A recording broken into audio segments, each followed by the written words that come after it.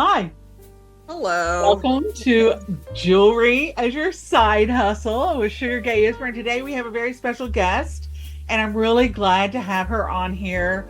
It wouldn't have kind of been a great podcast series if I didn't have her on here because we're friends from the nest. So we kind of we have a little bit of time that we've spent together and learning about each other's stuff. And I'm just so glad that she's on here. And now I'm going to let her introduce herself and talk about her company, and then we'll kind of wedge ourselves in as we go. So take it away. Let's hear her. Welcome to my podcast.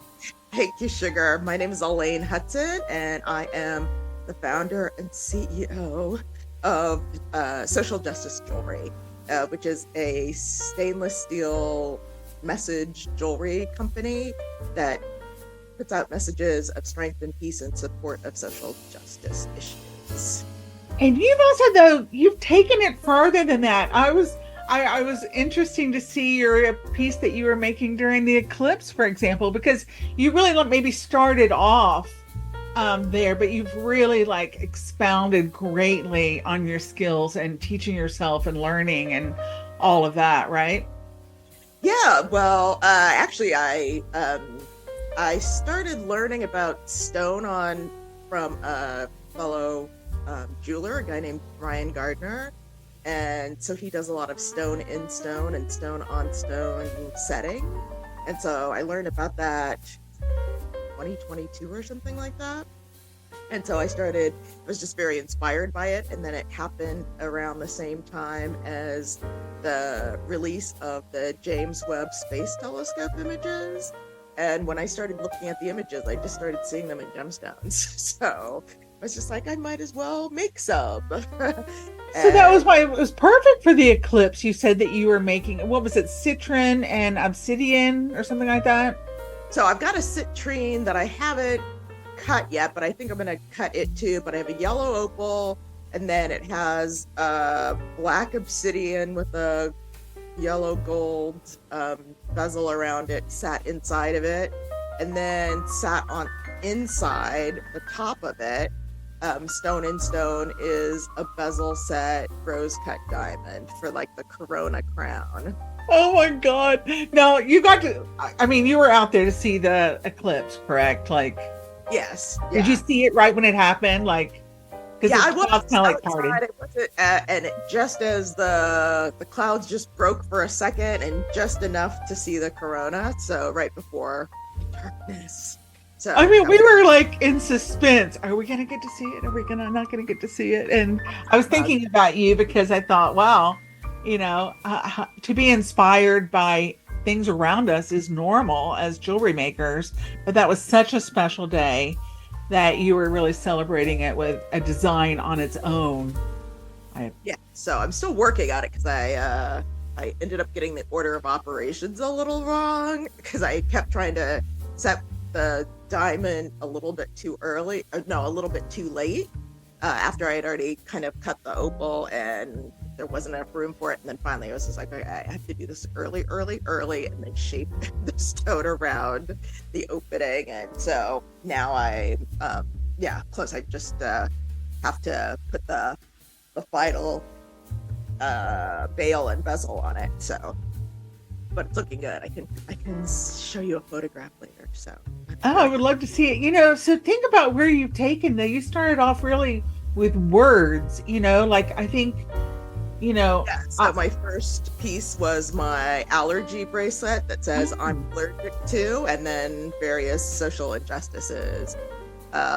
Sexism, I'm allergic to racism, I'm allergic to homophobia, I'm allergic to bullying, I'm allergic to anti-Semitism. I started with those 5, and now I have 5 more.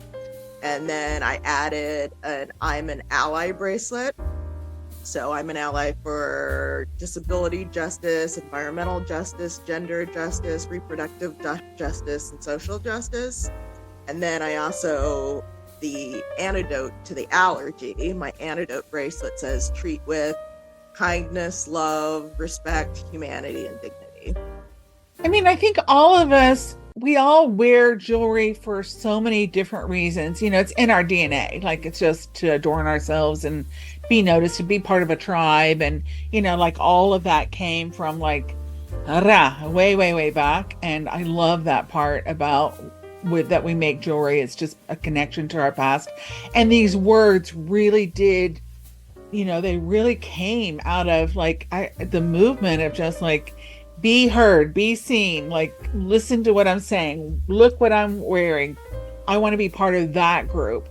And I mean, I know that that's, where it all kind of started from. Those were all kind of crazy times. But now to see that it's really gone into beautification of stone on stone setting, which is something that you gravitated for early on because it's like super hard. Like I applaud you for that. It was something that I hadn't seen before, so I always love to see something kind of new and fresh. And so it was just like the kind of freshest kind of setting that I had seen before. So like it was beautiful, something totally different. I agree. Yeah, even though I often am just using kind of bezels and sometimes prongs on the outside, but it's just like it's a new way to put them all together. So I really enjoyed it a lot, and I like color a lot. So using the colored stones is always good.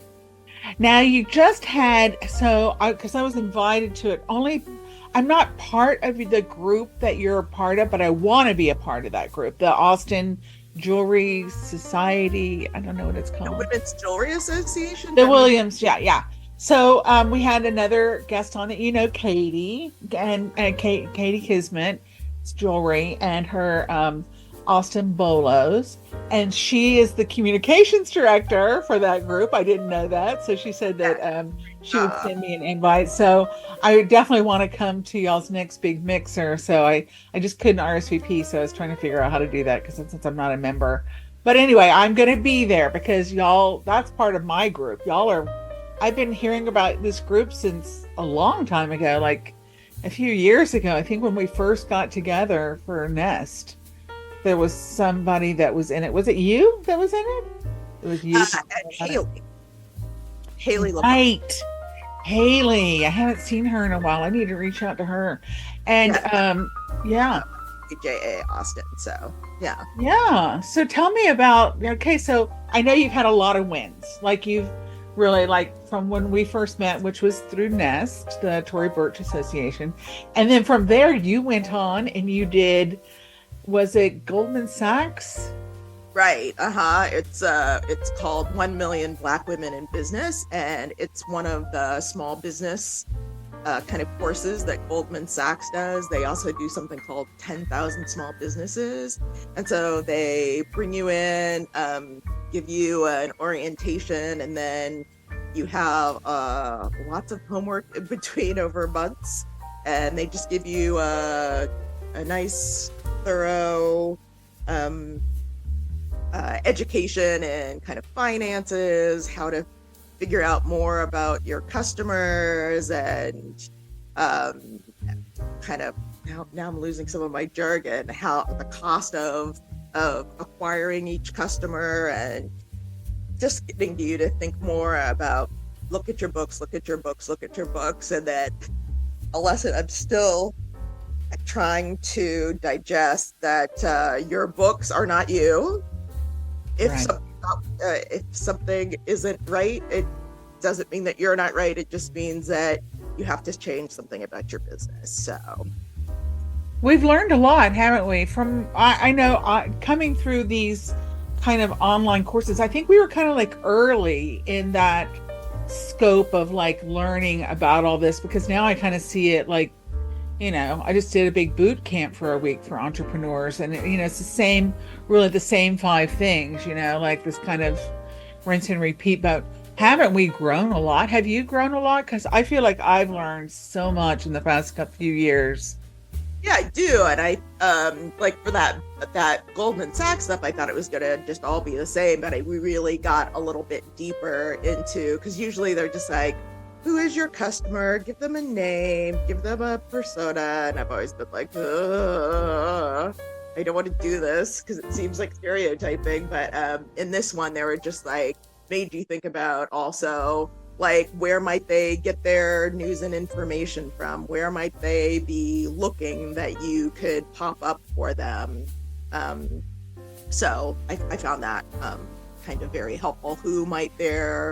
Uh, who else might be in their life that they could either buy for or that could introduce them to your product. So just kind of thinking about kind of networks, which I found interesting. And I feel like I've learned a lot, because sometimes I forget that other people don't take advantage of all of these things. And so sometimes I've been sitting in meetings with other entrepreneurs and just been like, oh, wait a minute. No, everything I've ever learned says not to do the thing that you're thinking about doing. So can you tell me about why you're doing that? And they're just like, oh, it just seemed right. And so I'm just like, well, not saying it won't work, but School of Hard Knocks. I think it's kind of like after we've become kind of educated from our educators and mentored and, kind of gone through all this, it's kind of like part of the challenge of us is to take the message out a little bit farther. That's kind of why I'm doing this podcast. Like, I think I've learned so much and not really having, not really knowing that I didn't know all this stuff, because I had 3 stores before all this. Like, I've gone through the world. It's just like, wow, like, and now I feel definitely more empowered. I've definitely a million little baby steps to get here. That's what I would say. Right. Exactly. Yes. And we've met a lot of people. That's the other part of the journey is, finding a community like you being like, I have a WhatsApp group and that we're in together, so we can like kind of quickly go back and forth together. So it is really important to have that kind of, of somebody to be held responsible, to somebody to like talk to them about, like we're all in the same playing field. But you've had a lot of big wins. So I know you're in a museum gift store, for example, here in Austin. That's a really big win. Tell us about that, because I know a lot of people would love that, and I know you've done a lot. So it's just like one thing I'm remembering, and like, oh yeah, tell us about that, because that's So I at the very beginning I thought that I would just look for museums with what I call a point of view, like a social justice point of view. So I have been in the I need to reach out to them to see what else they might need. I've been in the U.S. Holocaust Memorial Museum gift store, in the Whitney Plantation, which instead of being like ball gowns and wasn't this house pretty, it's all about teaching about the life of the enslaved on plantations, and it's down outside of New Orleans. And so I've been thinking more about places like that when somebody was just like, oh, well, you might as well reach out to the Blanton. And I was just like, oh, they're an art museum, but I don't think of that. But then, it was after 2020 and people were thinking more about, well, who are our patrons? Are we reaching out to enough people? What do our exhibits look like? How many women and people of color are we collecting in our permanent collections? And so people started thinking more about those kinds of things, and the Blanton as well. So I reached out to the buyer at the Blanton, and she was just like, oh yeah, well, show me this, show me that, show me the other thing. And luckily I always find that if I'm doing things that feel all legit, then I feel more legit and I can present myself better. And so the first thing I did was get a business bank account, even though I didn't have all that much money in it. Made sure that I got a sales and tax exemption number, just made sure that I was kind of putting all my ducks in a row that I could. And so she was just like, oh, I have to make sure that it's, I'm not trying to buy things from random person. So I was able to kind of show her my website, show her my other customers, and then also, give her all of the information that she needed to make sure that the University of Texas could pay me legally and all those other kinds of things. So, and then I was a legit company, and that I'd be able to produce the things that she bought. So it was all good. So social proof, that's something that I've learned about, that's something that people, they do look at, Google reviews. They want to see who, all those things that, do you have a website? Do you have an Instagram? Do you have this? Like those quick things that they can quickly check off the go, oh yeah, you're a real person. Like I totally get that. And I think that was really smart of you to think, oh wait, if they buy something, they're going to want to have all of those number kind of things in place. Like that's one thing I would have not thought of. So that was pretty smart of you. I mean, yeah, and then I also kind of made some mistakes along the way, because I knew that there was kind of wholesale and retail, but it was before I had taken any kind of course on wholesale or on kind of pricing for wholesale. And so I was just doing what my suppliers were doing, which was usually like a 30 or 40% discount for having a wholesale. So I always tried to make sure I was getting a wholesale account with my suppliers. And so then when I went to kind of sell to museums, I was just like, 40% discount. And some people didn't mind, but others were just like, okay, no, that's never going to fly. And then I learned more about pricing. So, and have kind of gone from there. Yeah, the pricing is a tricky part of it, right? Even like when I think about your bracelets, I'm like, okay, how do you even put a price tag on it? Because it's like a half circle or a semicircle, or it's like a cuff, right? Yeah. How'd you figure out like that little piece of business, even like sticking a tag on there? Yeah. So and that's kind of been tough depending on what the display was like. So usually when I've been in pop-up stores and that kind of thing, I haven't had prices directly on the pieces. Right. Just had like a list of prices for the different pieces that were there. And then for actually that was one thing that I hadn't quite thought about when I first did a wholesale order to the Holocaust Memorial Museum. They were just like, and you have a way of tagging everything. And I was just like, oh yes I do. So that they would kind of know and not have to guess what was in each of the bags. So yeah, I just looked around and found a nice little kind of inexpensive tagging system, and then it all went on the outside of the bags. So that's works when I'm sending things to folks, but and then I found that it wasn't so helpful when I was out vending, because it was I would have to put everything back in the same bag, and it just took a long time after. Yeah, so I switched from that for my vending, and came up with a different way of size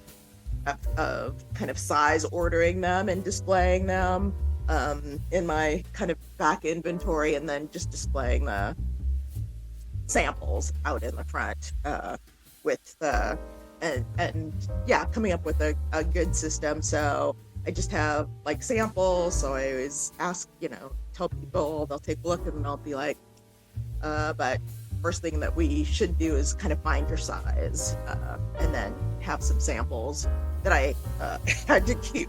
At one point I was just like, okay, I keep selling the samples sometimes. So finally I just took some seconds and made sure that I put the size on them and that they were samples, and then put them in a special place so that I won't sell them on or anything like that. So yeah, it's just kind of slowly but surely you kind of figure out what you need to be organized, and to, especially if you're out vending, to make that vending experience more easier to take out, put away, especially putting away. So I was like, oh, I'm so tired. I know, we just want to shove it in things. Like it always shows up to the event all nicely wrapped and tagged, and then at the end it's like, it's like it's like the poor stepchildren. Yeah, comes in like Cinderella, goes out like a stepchild. Like So I've been trying to, yeah, so I've worked on that and kind of gotten that down, even though I don't do very many pop-ups anymore. I'm trying to, um, yeah, so one of the things that I've also done is just kind of look for a business incubator, and found one here through somebody who shot my photographer who took pictures of my products, and it really helped her kind of think about a lot of things and go forward. And so I'm doing that again this time around, and really I'm going to target getting my wholesale business a lot stronger than it's been before. I love wholesale, don't you? I just like here. I love it. Like if I could only do one thing, it would just be wholesale. But I'm kind of like have to be a little bit scattered because custom things are one thing, but I'd love more wholesale. So I'm working on it. That's my goal for at least 10 accounts in the next 100 days or something. Because it's nice to kind of meet customers, and it's always a blast when you're at a show or you're at a market and you see somebody kind of hurrying over, and then you're just like, oh, I recognize that person. They're just like, oh, you're here. I wanted to buy another bracelet. This is what mine looks like now. I bought this 6 months ago. I never take it off. And yeah, so all the stories that come out about it are so good to meet our customers, isn't it? Yeah. And so I do like that a lot about pop-ups, and it always helps me kind of think about new products and the like, and kind of show new ones to people, get their opinions and ideas about it, see how they interact with it. But yeah, some of these Texas summers yeah, being outside is no fun in the middle of August. Yeah. Now we're a few weeks away from Mother's Day. Do you have anything special for your customers for Mother's Day? So I always kind of really put forward my treat with love and treat with kindness. Oh, yeah. Always want to show that to their mothers. And then also I'm trying to push forward so as you've been talking about, I've been making these kind of gemstone pieces. Some of them in 18 karat gold, but then also some of them in stainless steel as well. So just kind of that universal idea of a mother's love. And I call the collection the universe. So I've been kind of pushing those out, including, probably hard to see them, but I've got these earrings and necklace that... Those are beautiful. What's in the center? It's a petrified wood. Oh, it's one of my favorites. And it's the color of a picture of the planet Venus from James Webb. So that's why I made it with the symbol for woman. Oh, the Venus. That's perfect. Yeah, and then I perfect that as well. So, and now then working with stainless steel is hard, though, isn't it? Yeah, it is. It took a lot to get used to, and it's really hard when it gets hard, and if you try to anneal it, it can get really dirty, and then it can be really hard to clean up because you can't really, or at least I haven't found a pickle that really works on it. So, but I think it's worth it just because it's I still think of it as a really noble kind of metal. A lot of people use it for timepieces, really expensive timepieces. Yes. And I started using it because it doesn't tarnish, it doesn't turn your wrists funny, or at least most people's skin funny colors. And it's just super durable, and it's pretty much going to look like it did the day that you bought it, unless you really, really try to mangle it or it really accidentally gets mangled. I love it that we're also both wearing kind of similar jewelry today. Look, I have this is a really old Spanish doubloon that I bought, oh my gosh, for almost 40 years ago. So I just put it on a chain recently. It was kind of like, it's gone through a lot in 40 years. And then you're wearing, so tell me about what you're wearing. So actually this also came from my my class with, I have no idea, my glasses are It's not showing. close-up It's showing. glasses. Yeah, so this is my logo. I call it the power of peace because the middle symbol is a West African symbol for power. And then the outsides are the olive branches for peace. So I call it the power of peace symbol.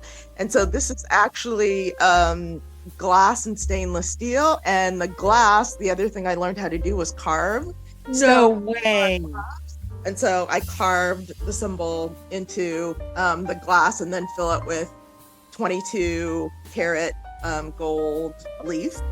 And then Oh, put a oh, mother of pearl backing on it. oh my God. I bow to you. So you're making interlagos like ancient, this is like ancient Rome. Like, Yeah, yeah. that is so cool. I've never met anybody that learned how to do that. Like, that must be so crazy hard.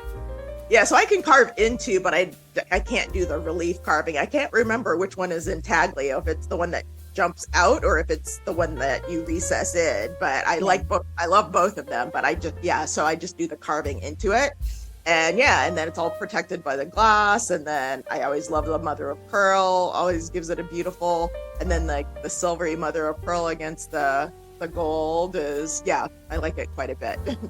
Now that is quite a piece. Can you replicate that? Because that looks like that would be a really great seller.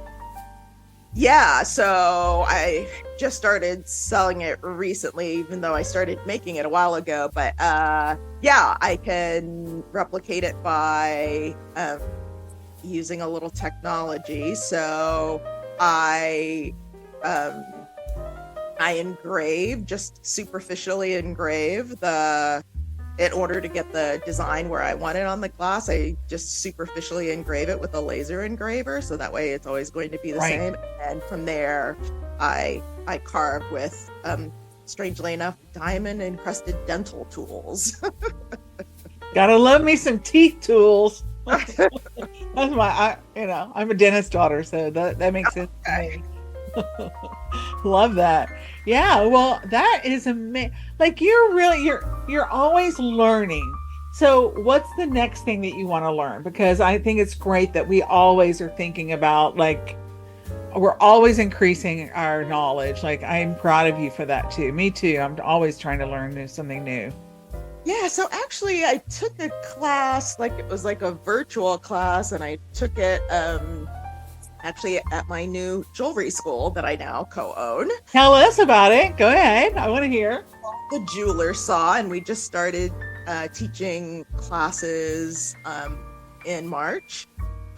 We had to put the school together because the studio in a jewelry school that I used before decided to close its doors in 10 days after announcing it in November, in the middle of Terrible timing.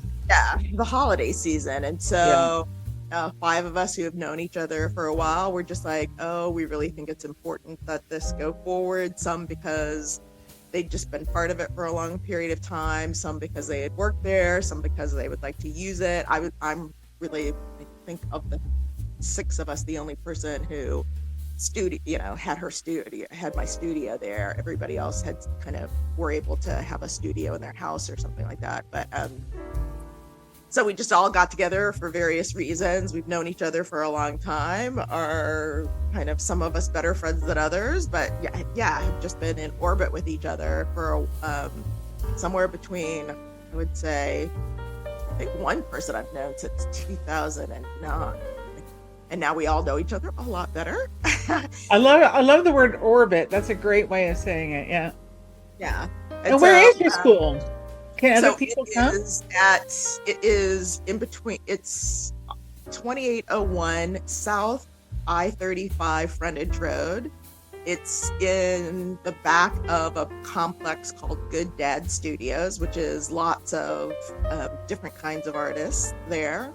And it's on the northbound frontage road between Woodward to the south and Old Wharf to the north. Okay, so south part of Austin, so over the lake, and then down there. So that won't be affected in that new 35 thing that they're going to be going over. Y'all are good on that? Yeah, apparently not. So That's great because they're going to close down the ask side of about the freeway, that. and Yeah, yeah, 'cause I thought I it went didn't. all the way down to William Cannon, but apparently um, we're uh, not going to be affected by it. So So can other people come to learn from you there? Like if they get a hold of you, how I could they get a hold of you? but I'm not teaching classes, but I'm trying to put together a class on how to use the micro TIG welder because that's what I use in Right. order to make my stainless steel Yeah. pieces. I've seen where people say that there's a way of soldering stainless steel, but I don't know how to do it, so I weld it with the micro TIG welder. And so I'm gonna give a little class on, even if you're not using stainless steel, I just refuse to solder a jump ring closed ever again when you can just do it with a micro TIG Yeah. welder. Just like a little zap it. Yeah, and then it's also very helpful even when you're just fabricating, when you've got lots of little fiddly pieces and you need to put them on in a certain way. You can like tack it with the micro TIG welder and then put it all on the soldering block and then solder everything all at once instead of having to try and do it piece by piece, going from hard to medium to easy solder. So I like that as well. I just feel uh, more secure if I'm able to do everything with like hard or medium solder, mostly hard solder. And then, but actually, so I sat there and we teach classes, but you can also just come in and you can have a 24/7 membership. Which is what I had before at the other studio. And so you can come and go as you please. If you're a night owl or extreme morning person, or if you're an experienced jeweler, we'll kind of check out your skills, make sure that you're comfortable and we're comfortable with you being in the studio if you have to be there by yourself. And then, you can work. You can also come in daily or an hourly if you just need to use a torch because you don't want to have a torch in your home, or you don't have a rolling mill, or you don't have one of our fancy bits of equipment, a hydraulic press, a micro TIG welder, and the like. And then we also give classes, and we classes for where you just come in for assisted studio or assistance with some things, and we also have casting services. And then we're about to start doing kind of project beginner classes where you can just get your feet wet with it and then decide if that's something else you want to do. And then we'll start offering basic classes so that you can get all of the skills that you need kind of going forward in 3-week classes.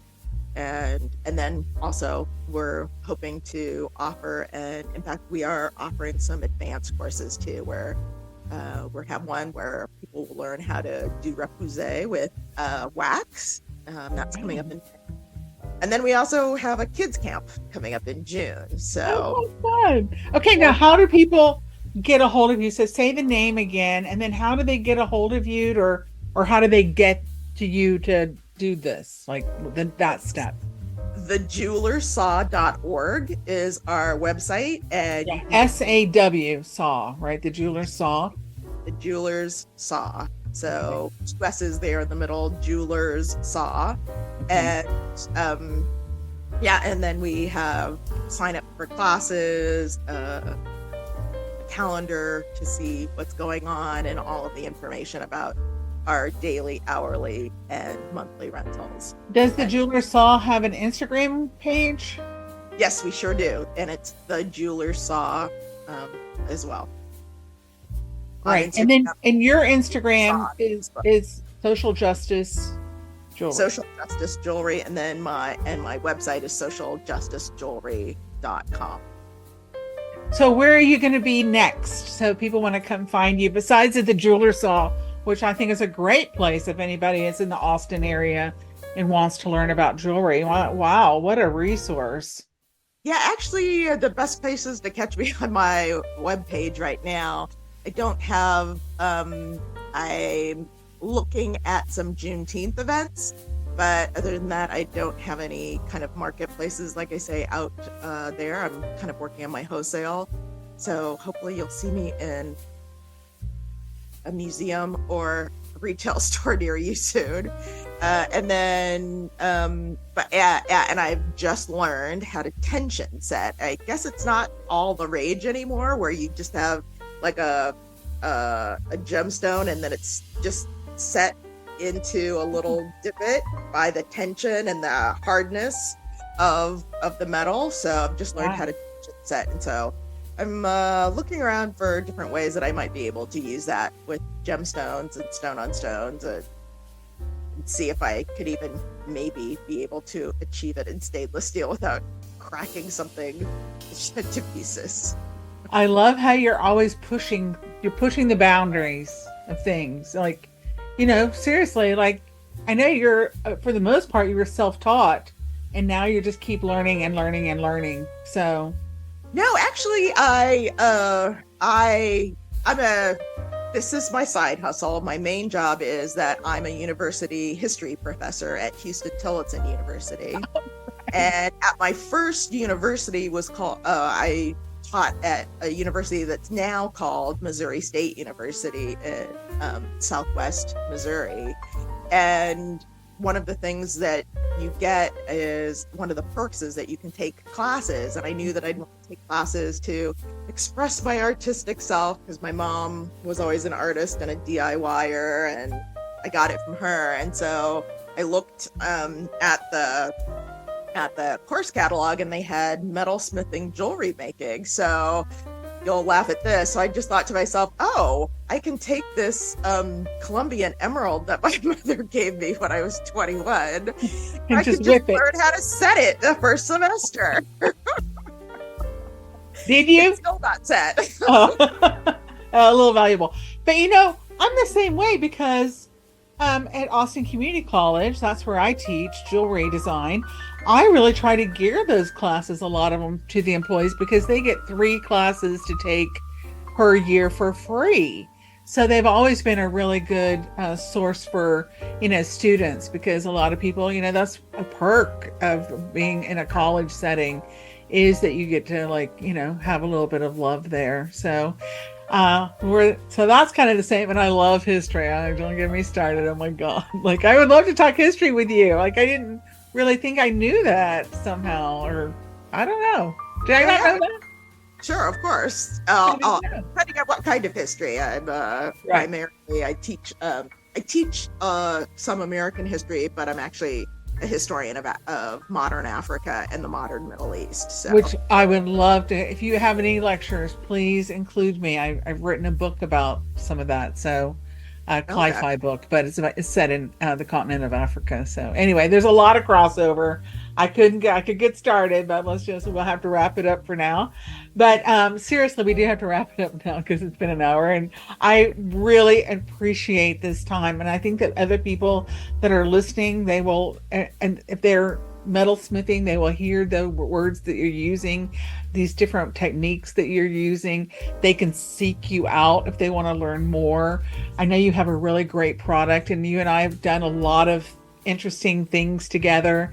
Hermes was one of them that we got to go do, and we have a good crossover. So going forward, I hope to see more of you, and I hope we'll get to see you in real person again soon. So that would be another nice thing. So we should plan on that. But you know what? There's a wine bar down kind of where you are that is all about South African wine that I've always wanted to try. I'm like, oh, maybe we should have a little gathering there and go test out. It's just African wine. That's all that they sell. I thought, oh, that's kind of fun. So we'll have to come up with some reason.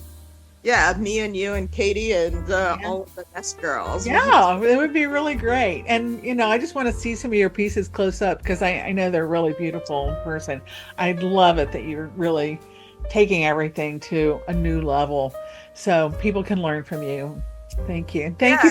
I've been happy to learn about all of your suppliers, and doing the environmental work of helping to kind of get older, I forgot what you called it, old new old stock. Like, yes. Yeah. New old stock. Yeah. Making sure that it doesn't go into the landfill, that it's, yes. Adorns people. So yeah. Now I'm just become the new hoarder because it's like, I don't know. Anyway, it's great.